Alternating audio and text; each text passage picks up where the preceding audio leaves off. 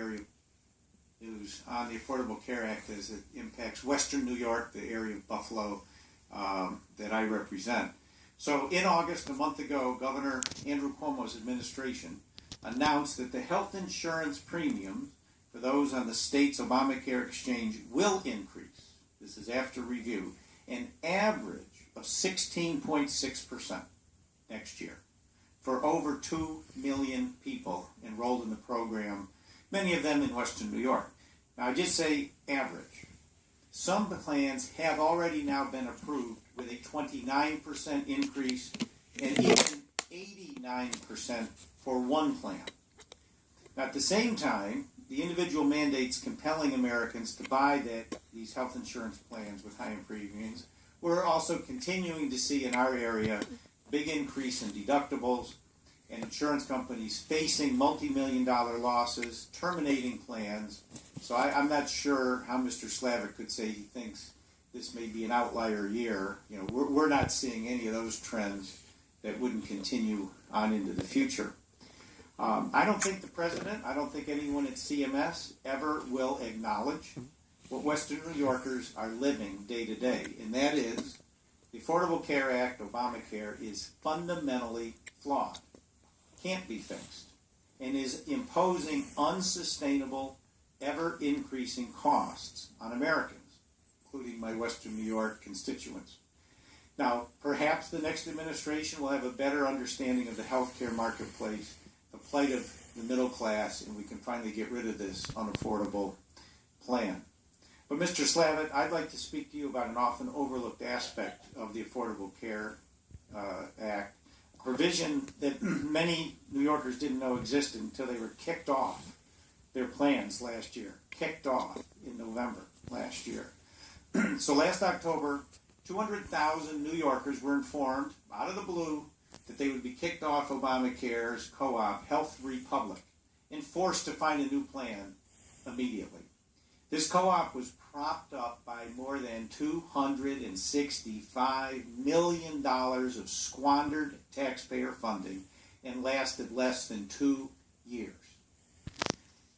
The Health Republic of New York had the highest enrollment numbers in the nation, so this wasn't a low enrollment problem. Yet they lost $35 million in 2014, $53 million in the first half of 2015. Basically, the co-op was never going to be able to operate properly. And despite all these warnings and losses, CMS neglected to even place the co-op in a corrective action plan. There's a couple words that come to mind: negligence, incompetence. So I guess, Mr. Slavic, my first question is, they weren't put into a corrective action plan, so if they're not, what was the purpose of even having something we called corrective action plans? So certainly, I will acknowledge that it's no secret that many of the co-ops across the country, not just New York, faced significant financial challenges. These are businesses that compete against much larger companies with limited capital bases, and they have very little cushion for error. And I think in the case of New York, they, in the beginning of 2015, if I have my timing right, I thought they were in a relatively good financial position and saw losses mount as claims costs came in throughout the year. I would say even more aggressively than any plan we could put on paper, I had a whole team up in New York working with the co-op and working with the state. In fact, I think our auditors were ones that were pointing out some of the problems. Well, let me just say, you can't defend the indefensible. I hear you try, but Mr. Slavic, even after this, what CMS did was even more egregious. They forced current plans to take those people that were kicked off. They told those plans they had to accept them at the low pricing that Health Republic was charging in November, when many of them had already hit deductibles, and the current healthy plans then suffered millions upon millions of dollars of additional losses because CMS said, you got to take these people, I'm sorry, their deductibles are burned out, you can only charge them what the low rates were to begin with. And so what we ended up with, and I'll use the words again, after losses and them not being placed, it was negligence and incompetence of CMS, which hurt taxpayers, hurt participants, and hurt other health insurance companies something I call a lose-lose-lose, and that to me was unacceptable. I yield back. Chair, thanks, gentlemen. Now recognizes the Vice Chair of the Health Subcommittee, gentleman from Kentucky, Mr. Guthrie. 5 minutes for questions. Thank you, Mr. Chairman. And I want to follow on that. Governor Bevin is actually trying to take a program that he inherited that was 100% federal taxpayer paid for. Now the state's got to start putting money into the program and trying to make it work. He's trying to make the improvements that people say, well, Republicans over here, it's some political hit. He's actually trying to put a program together that worked. I heard my colleague earlier talk about Kentucky, and I heard him speak earlier back home during the break, and I went and spent hours with Kentucky's Medicaid task force and tried to figure out exactly what they're trying to do, and what they're trying to do is make a program work.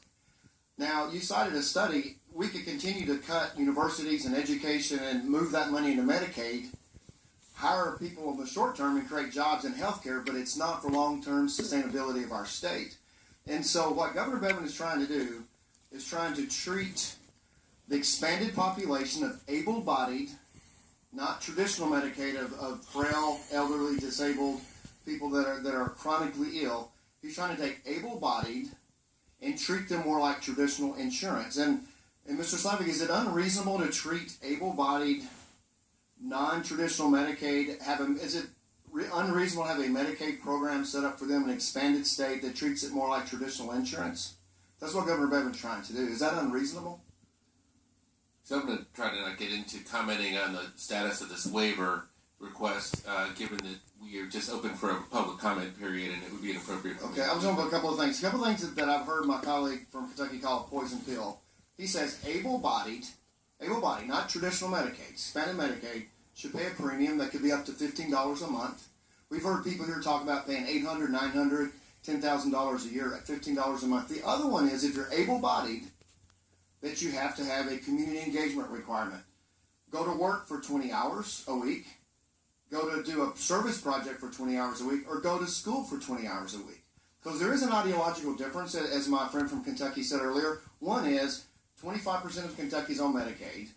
The other ideological difference is, let's create a system and a Medicaid program where people will transition off so they can improve themselves, go to school, become productive, and move forward. And that's exactly what Governor Bevin's trying to do. If that's unreasonable to CMS, if that's unreasonable to my colleague from Kentucky, I know it's not unreasonable to the majority of Americans that people who receive something for free should, one, to improve themselves, have an education requirement at least to move forward. And that's what Governor Bevin's trying to do. I want to switch to one other state real quick. In Louisiana, they just did expanded Medicaid. They started July 1st. But in Louisiana, they also allow people that are currently into the exchange. If they want to continue the exchange, they can continue the exchange even if they're Medicaid eligible. And I have if I could submit to the record, the Advocate, which is a Baton Rouge newspaper, and I'll quote from it. It says, the state says that people who bought individual policies through the federal marketplace but now qualify for Medicaid under state expansion can keep their Obamacare plans if they prefer them over Medicaid. They just have to keep paying their premiums. Mr. Slav, is that correct, that if you qualify for Medicaid, you can maintain your Obamacare premium subsidized in the marketplace? I have to look at the details of that. I'm not sure. Well, when will CMS explicitly explain the rules of the road, and how do we know CMS isn't inappropriately double dipping? They could be Medicaid qualified and be receiving premiums. I don't think that statute within the statute allows them to do that. Yeah, let me check on that. I hadn't seen that article. Okay. Without objection, that article will be placed in the record. Thank you. And so moving on to another topic. In February of this year, Secretary Burwell said CMS would check whether exchange enrollees with subsidies are enrolled in Medicaid or CHIP. She said, I quote, notices will be sent, let me start this over, whether exchange enrollees with subsidies are also enrolled in Medicaid or CHIP. And she said notices will be sent in May to consumers who are enrolled in both. Has that moved forward? Yes, it has.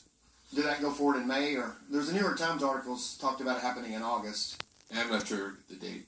You know how many consumers have been disenrolled in Medicaid or exchange coverage as a result of this? I don't know how many, but I'll be happy to get back to you in your office. Okay, thank you. And the savings to taxpayer, we appreciate it. Yes, that will work. Thank you very much, and I yield back.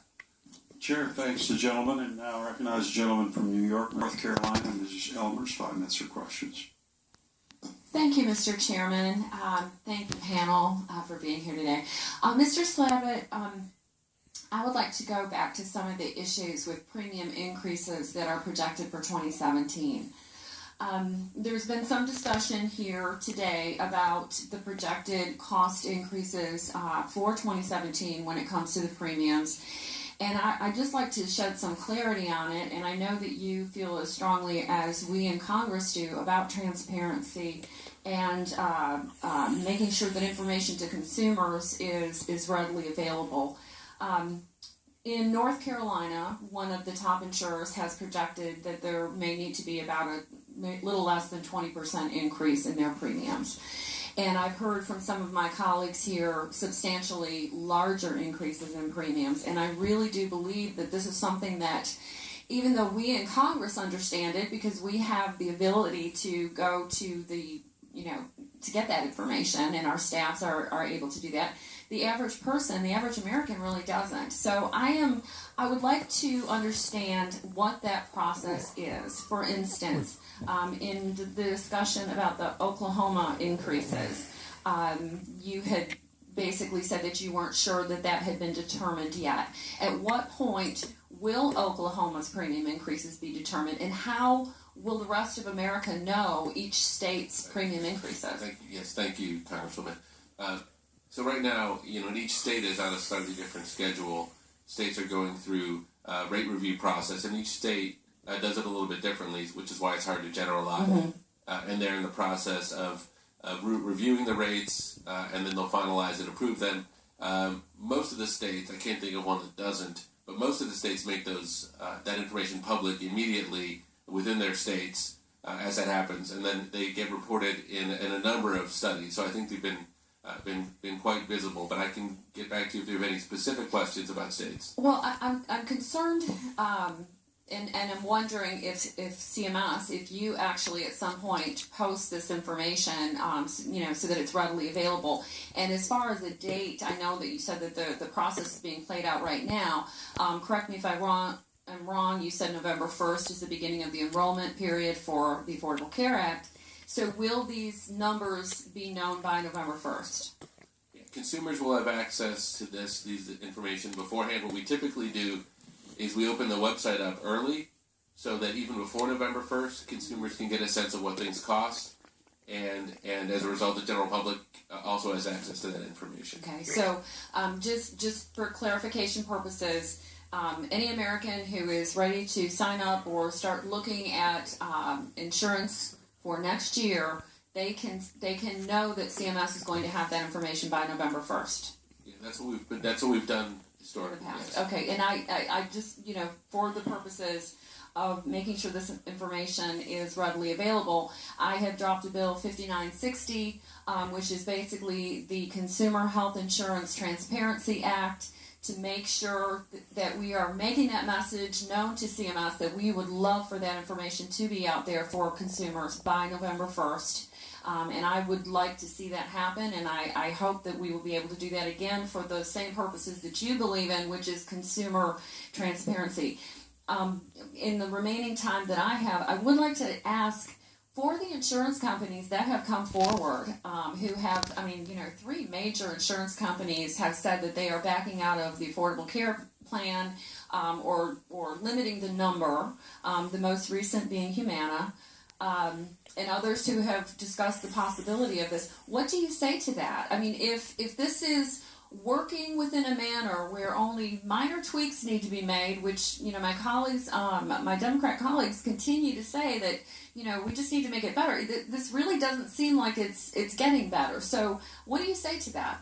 Yeah. I think one thing we all have to recognize is that it's not only change for us, it's not only change for consumers, it's change for these insurance companies as well. The business model is different. The way that they historically operated, where they would essentially be able to assess people's health before they would write policies, has gone away. And so, insurance companies are adjusting, and I think they're all, it's hard to generalize, all are all adjusting differently. Many companies are doing that well and doing it successfully. Many, as has been public, as you pointed out, Congresswoman, have